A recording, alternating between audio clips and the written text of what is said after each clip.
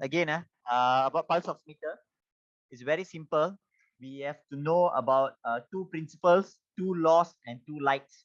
It's equipment that we use day-to-day life. So you all must know the principles of mechanism and the limitation, the advantages, disadvantages, and few physics behind it.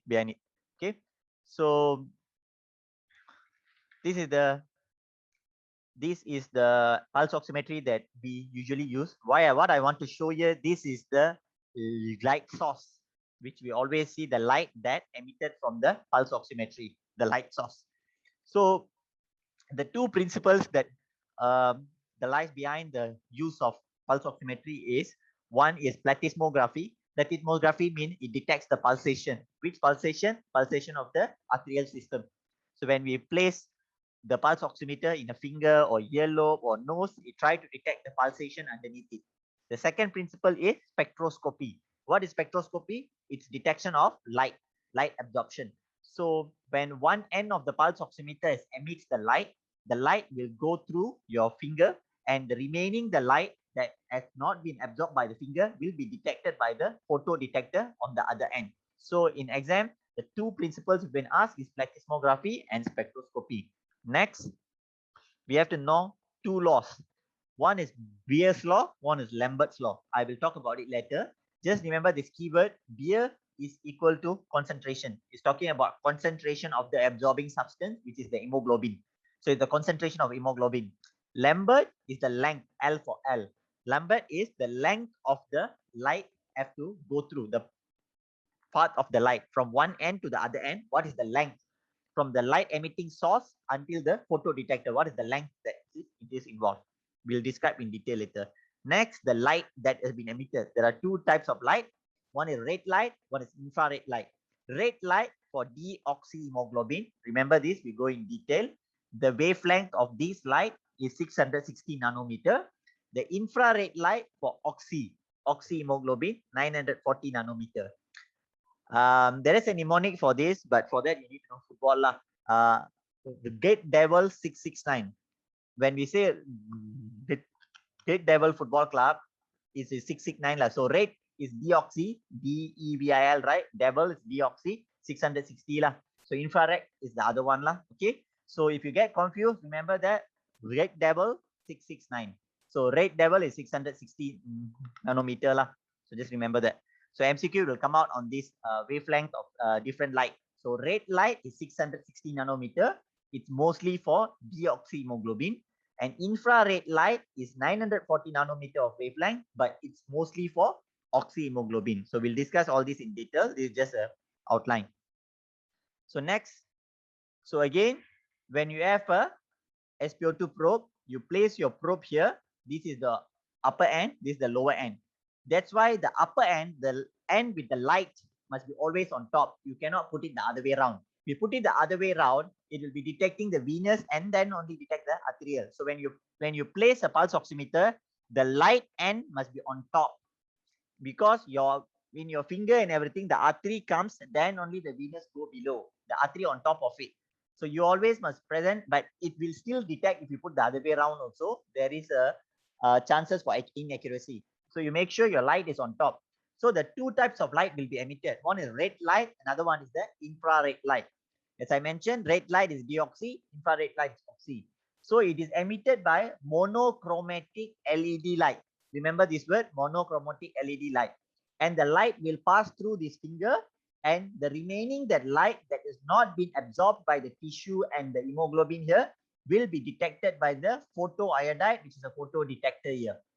Okay, here I mentioned got red and infrared light, but when we see in the SpO2, we only can see the red light, right? We cannot see the infrared light because infrared light is not visible to human eye. It is being emitted. The LED is emitting both the light, red and infrared light. But for human eye, infrared light is not visible. That's why we are only seeing the red light. Remember this. It's not like it's only emitting red light. It's emitting both light. So next, again, repetition. The light source, the light, red light and infrared light, both are being going through the, so this is your artery, this is your venous pulsation. So in your arterial system, there will be hemoglobin with oxygen. There will be hemoglobin with no oxygen. So oxyhemoglobin and deoxyhemoglobin, they absorb different amount of light at different wavelength. As I said, oxyhemoglobin is infrared light. Okay, oxyhemoglobin is infrared light. It will absorb at the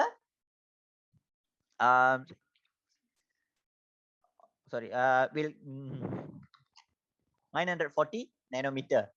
Deoxyhemoglobin is red light. It will absorb at 660 nanometer. We'll go that in detail. So when you look at it again, red is 650. Okay, 660, 650 like that lah, around there lah. Okay, wavelength of 650 or 660 nanometer. Different books give different values lah. It doesn't matter. So red light, this is the wavelength 650 nanometer. The infrared light is 950 nanometer. So this is my notes on pulse oximetry in one single page. That is a summary of the whole thing lah. This all you have to know. So the pulse oximetry has two monochromatic LED which works by spectrophotometry. This is what I mentioned just now lah. It emits light which will get absorbed and it detects the light absorption. So the two laws involved with Beer law and Lambert law. What does Beer law say? When there is an increased concentration of something, which is the absorbing substance, it will absorb more of the light. So less light will reach the other end. Just take it as is. We'll go in detail later. So when what is the concentration here? We're talking about hemoglobin concentration. When there is a hemoglobin concentration high in the arterial system, more light will get absorbed by the hemoglobin. So less light will reach the photodetector on the other end. So that is what Beer law says. When there is increase in concentration of absorbing substance, there will be an increase in absorption of the light. Okay. Lambert law is increase in length. When there is increase in length of the pathway of the light, there is more time for absorption of the light. So less light will be reaching the other end. Okay. So again, red is for deoxy 660, infrared is oxy 940. We will come back to this again later. So discuss the principles underlying the working of the pulse oximeter. It works by Beer-Lambert's law, underlies the working of the pulse oximeter. The two laws are combined to describe the absorption of the monochromatic light by a substance through which it passes. It states that light absorption and transmission vary as the concentration changes. It is the law, these laws, that different absorption spectrum of oxy and deoxyhemoglobin that allow arterial oxygen saturation calculated. So this is a lot of work. We just go to the picture. So when we look at it here, so this is the Beer's law. So you look at one, this is two fingers which has the same diameter. Okay, same diameter. The vessel is same diameter as well, not vasoconstricted or vasodilated. But one of the finger here has high hemoglobin. This is your hemoglobin. So high hemoglobin concentration, a low hemoglobin concentration. One has the high hemoglobin concentration. So when there is a light being emitted from here, the finger with less hemoglobin only absorbs lower amount of light. So more light will be reaching the lower end. So this is the low absorption. The one with the high absorption will cause higher concentration of hemoglobin, will absorb more light. So less will be reaching this area. So higher absorption. Higher absorption means higher saturation. So when there is more concentration of hemoglobin, more light being absorbed, your saturation will be higher. So that is the idea of it. By measuring how much light reaches the light detector, the pulse oximeter knows how much light has been absorbed. So let's give an example. 100 rays of light are being emitted from here. Only 40 has been absorbed. 60 is reaching here. When 60 is reaching here, 100 minus 60, the photo detector will detect 60. The light emitting is emitting 100. So 100 minus 60, 40. So we only achieve 40% of saturation here. Only 40% of the hemoglobin are saturated with oxygen. Okay. When you have a higher concentration of hemoglobin, when let's say the 100 lights being emitted from here, only 20 is reaching here. So 80 being absorbed. So your saturation is 80. That is in easy term how you're going to decide. That is Beer law. So what Beer's law say again? Beer's law says the amount of light absorption depends on the concentration of the light absorbing substance. It's proportional.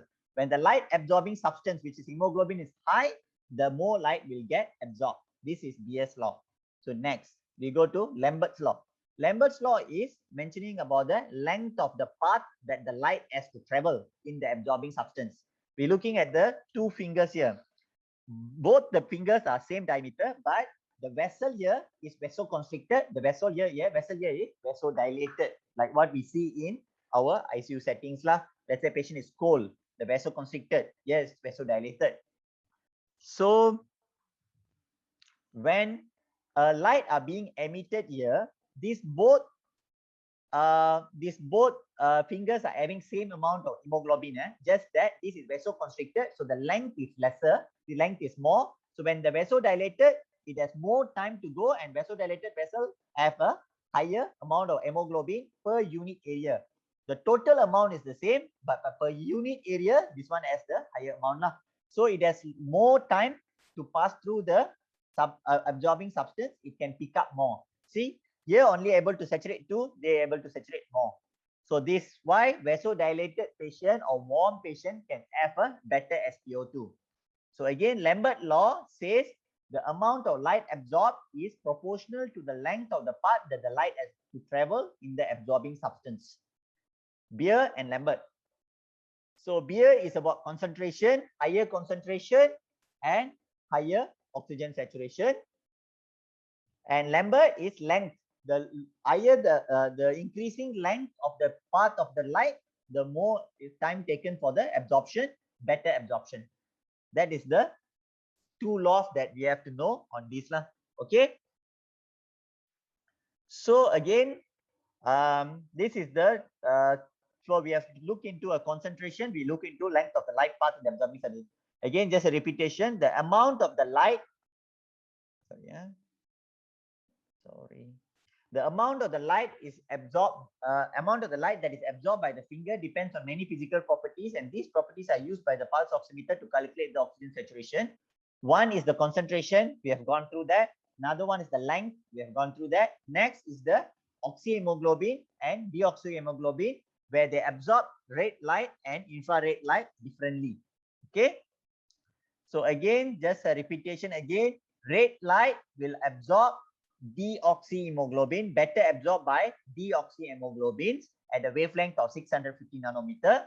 Infrared light are better absorbed by oxyhemoglobin at the wavelength of 950 nanometer. Okay. So when we talk about this is the third physical property. Oxyhemoglobin absorbs more infrared light than red light. So oxy is infrared light. And deoxyhemoglobin absorbs more red light than infrared light. So look at this graph, you all must know lah. So this is the absorption ratio, how much they can absorb. This is your wavelength of the light. Okay, if you can see, this is your deoxyhemoglobin curve. This is your oxyhemoglobin curve. Okay, deoxyhemoglobin absorb red light at the highest absorption ratio. Red light wavelength at 650, right? So red light is 650 nanometer. Highest absorption is by the deoxyhemoglobin. Okay, the peak is here, the peak compared to two graphs. When you look at oxyhemoglobin, the red light absorption is lower compared to infrared light. The peak of absorption occurs in the infrared light at a wavelength of 950 nanometer. So you all must know how to draw this graph lah. You draw one. For deoxyhemoglobin is just easy. Just go straight like that. Just go like a curve. But oxyhemoglobin, you have to go down, then you go up. It's like a bus. Hilang in the center lah. So this is what they meant, oxyhemoglobin absorption and deoxyhemoglobin absorption. So again, this is a repetition. Again, we see this is a different way they are putting extinction coefficient is again the absorption ratio lah. So when we look at it, oxyhemoglobin, the highest absorption occurs with infrared light at 940, and deoxyhemoglobin, the highest absorption occurs at red light at 660 nanometer. If we doesn't put it together, we split it, oxyhemoglobin, they both will absorb red light and infrared light. No, it's just that which one absorbs it at a higher ratio. So when you see oxyhemoglobin at 650 nanometer, the absorption is lesser compared to infrared light at 950 nanometer. When you talk about deoxyhemoglobin, the red light absorption is way higher compared to the infrared light. So this is the combination of both. These are the numbers and the names that you have to know. So for an example, at 100% oxygen saturation, the absorbance ratio comparing oxyhemoglobin, comparing how much red light and infrared is absorbed will be same as that seen with the oxyhemoglobin absorption. Because as we talk about, oxyhemoglobin is infrared light, right? So 100% saturation means all the hemoglobins are fully oxygenated, oxyhemoglobin. There is no deoxyhemoglobin. 100% oxyhemoglobin. So there is no deoxyhemoglobin. So there is no infrared light absorption. There is purely red light absorption only, which is red light absorption at 100%. But at 0% saturation, let's say the patient is 100% deoxygenated. There is no oxyhemoglobin curve. Only got deoxyhemoglobin curve, which is peak at 650 nanometer and zero absorption. Anyone confused? Anyone that anything that I need to repeat? Please inform now itself. I can repeat before we go into the other thing. Anything else you want me to repeat?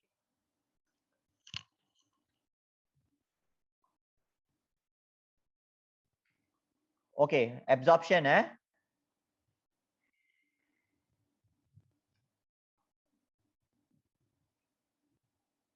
Okay, the light, the SpO2 will machine, the SpO2 probe will emit both red light and infrared light. So let us go to this picture. Okay, look at it. This is your SpO2 probe upper end, lower end. This is your photo detector. The SpO2 probe will emit both red light and infrared light. This is your red light. This is your infrared light. They are both being emitted from this light source at a different wavelength. Red light at 650, infrared at 950 nanometer. Okay. Depends on our vessels have oxyhemoglobin or deoxyhemoglobin more, that particular light will be absorbed. Let's say our vessel has higher amount of deoxyhemoglobin. It means patient is low saturation, very cyanose lah. Patient is cyanose. Deoxyhemoglobin. So deoxyhemoglobin will absorb this red light. They will absorb the red light at the 650 nanometer. Red is deoxy, red devil. So they will absorb this light. So this light will only minimum. So when this light is the most absorbed, so let's say there is 100 light being sent here, only 20 reach here, 80% as deoxyhemoglobin red light, not the oxyhemoglobin light. The red light is deoxyhemoglobin. So it's only 20%. The 20% saturation shows 80% is deoxyhemoglobin. That is the internal algorithm, how they calculate. The rate is deoxyhemoglobin. When the photo detector here detects more of the red light, less red light reach here, less red light and more infrared light, it means the patient has more deoxyhemoglobin. Okay, let me repeat this. This is your photo detector. Let me see. Okay, this is your photo detector. Okay, this is your light emitting source, red light and infrared light. Depends on which light is reaching here, the SpO2 will detect whether the vessels have oxyhemoglobin more or deoxyhemoglobin more. Okay, first example. Let's say the patient is very cyanose. It means the saturation is low, very cyanose. Both lights are being emitted here. In a cyanose patient, deoxyhemoglobin is more rather than oxyhemoglobin. When the deoxyhemoglobin is more red light will get absorbed. More red light will get absorbed, less infrared light will get absorbed. So less red light will reach here, more infrared light reach here. When more infrared light reach here, it means the oxyhemoglobin saturations are low. That's why less absorption occurs here. More of the red more of the infrared light reaching. Infrared light is for oxyhemoglobin. Red light is for deoxyhemoglobin. If more red light reach here, it means less deoxyhemoglobin here. Oxyhemoglobin is more. That's why they are absorbing infrared light. The red light is not being absorbed. For this, I need a paper and pencil to teach in real. And you all able to follow or still confused?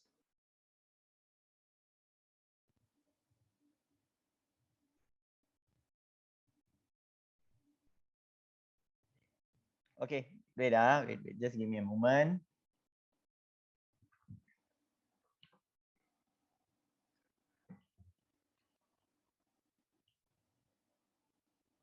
Okay, Madira, we go step by step. Okay, Madira, red light. This is red light. Red light is to detect deoxyhemoglobin. So you don't talk about the infrared light now. We only talk about red light. Red light is to detect deoxyhemoglobin. It means when red light goes through here, deoxyhemoglobin will pick it up, will absorb the light. The more deoxyhemoglobin, more red light will get absorbed. So less red light will reach here. When less red light is detected by the photo detector, it means more of the red light being absorbed, meaning there are more deoxyhemoglobin. The patient has less oxygen saturation. Understand? That's one part of it. Okay. If the patient has higher oxygen saturation, it means the deoxyhemoglobins are low. When the deoxyhemoglobins are low, the red light will not get absorbed much here. More of the red light will reach here. Photo detectors will detect more of a red light here. More of a red light being reached here means there are less deoxyhemoglobin. There are oxyhemoglobin are more. Oxyhemoglobin does not absorb red light. They absorb infrared light. So it's a comparison between, so absorb different amount of light at different length. It's the absorption ratio between red and infrared light. If more infrared light being absorbed, patient have higher saturation. If more in red light being absorbed, it means deoxyhemoglobin, patient have lower saturation.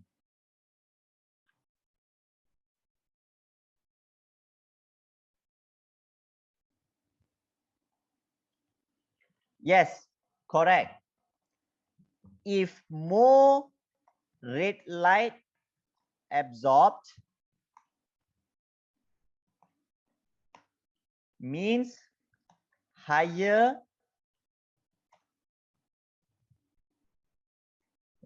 means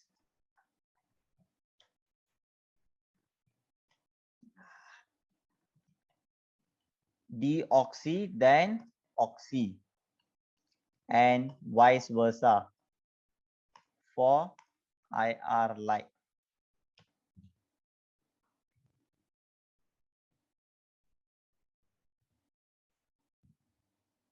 Anyone else?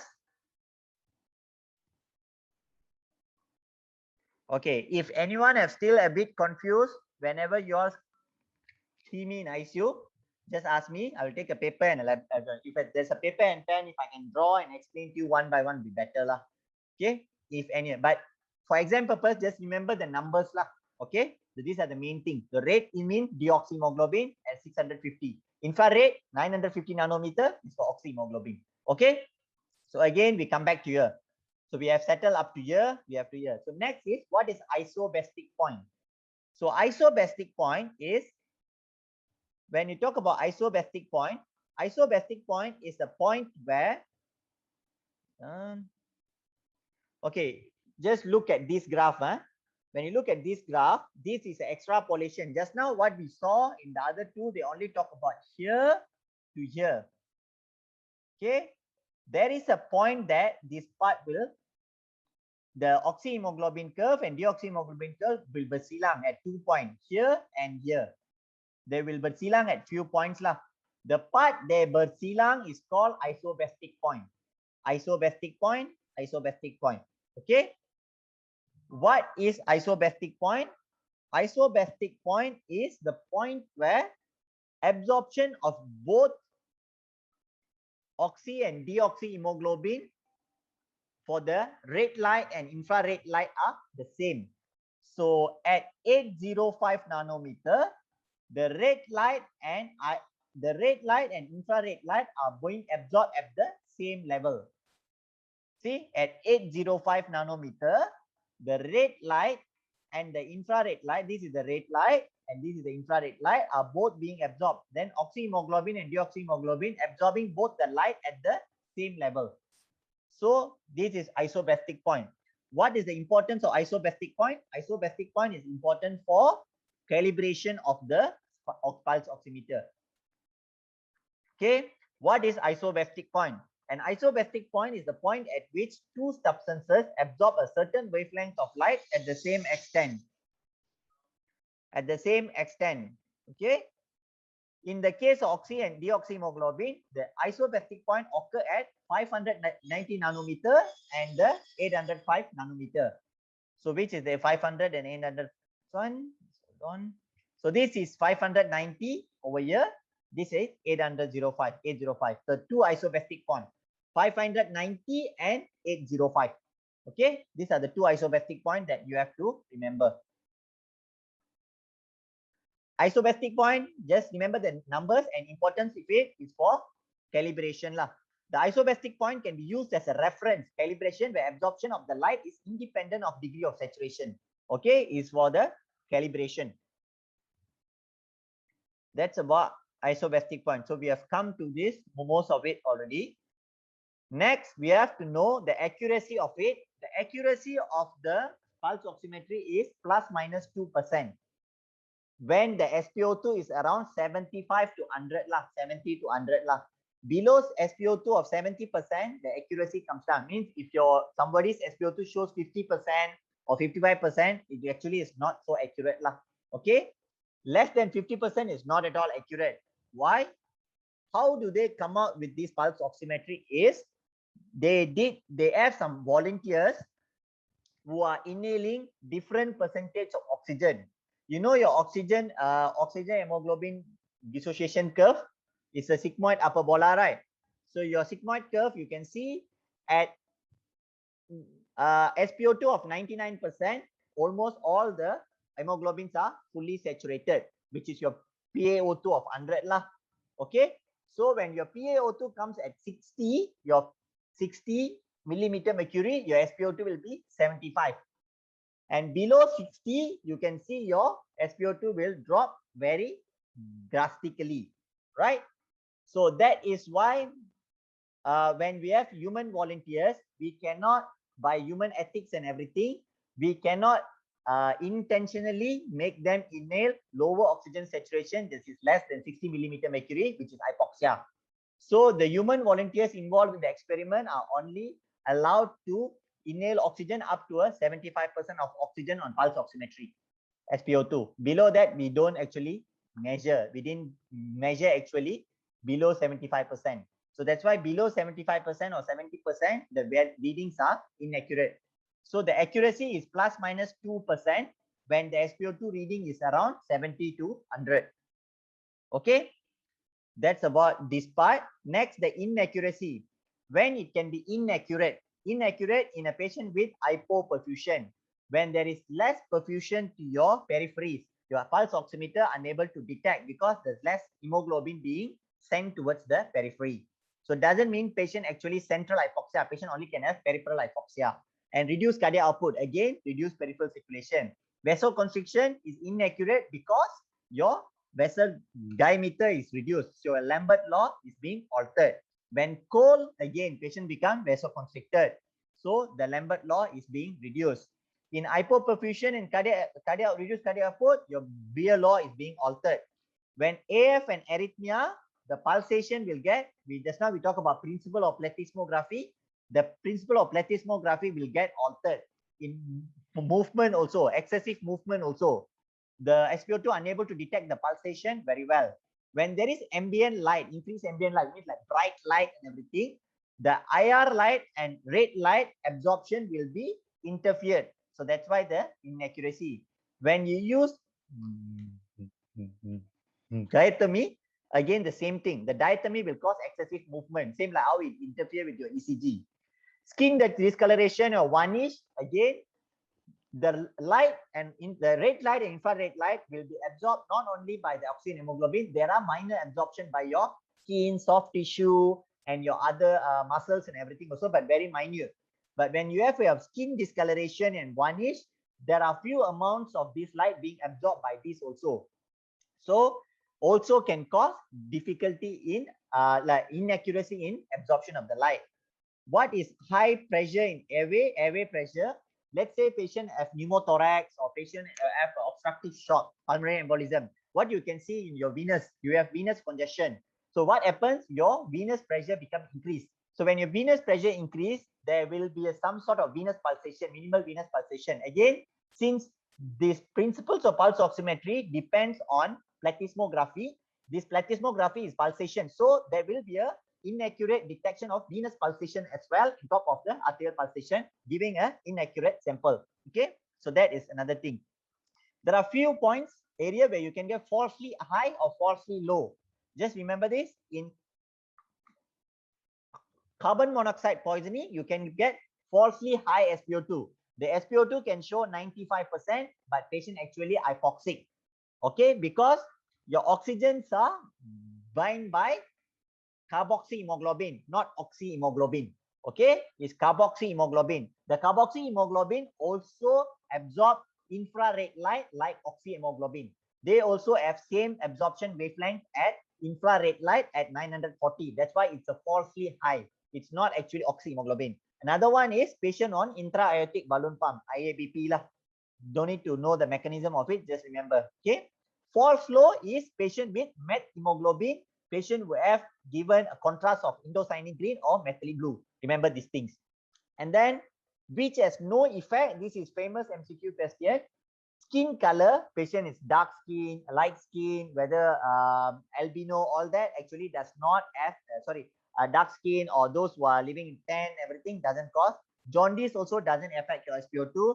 Fetal hemoglobin does not affect your SpO2 reading. Anemia, as in mild anemia. Severe anemia below hemoglobin of 5, where you already have cyanosis, yes, that will cause inaccuracy, because by practicing Beer law, hemoglobin low, less absorption substance, less SpO2 saturation. So severe anemia, yes.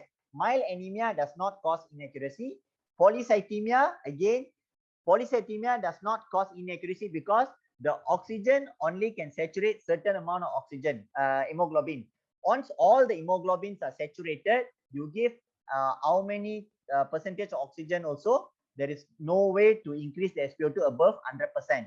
So you're giving FiO2 1, all the oxygen hemoglobins are saturated. By increasing the hemoglobin, you cannot push up the SpO2 to above 100%. So that's why a polycythemia does not increase the SpO2 as what we think lah. Okay, so these are the things that you have to remember. So apart from that, the notes I've included here, the behind here, all are extra. So you all can just read through. There are a few extra information here and there. Just look through it. Is the pulse oximeter fast or slow monitor of oxygen saturation? Actually, has a delay of 10 to 20 seconds. So slow monitor of oxygen saturation, unable to detect acute desaturation. So when you have a finger probe, it can be more than 60 seconds. It means it's further from your heart. Okay, we are finishing in 1 minute. Our Zoom gonna finish. Any questions? If got question, I will start again in a while. Okay, give me a moment. I'll just restart this meeting again for another 5 minutes and then we end it lah. Okay. So I will end this meeting and we'll start another one. You all again can join. Then we will start again.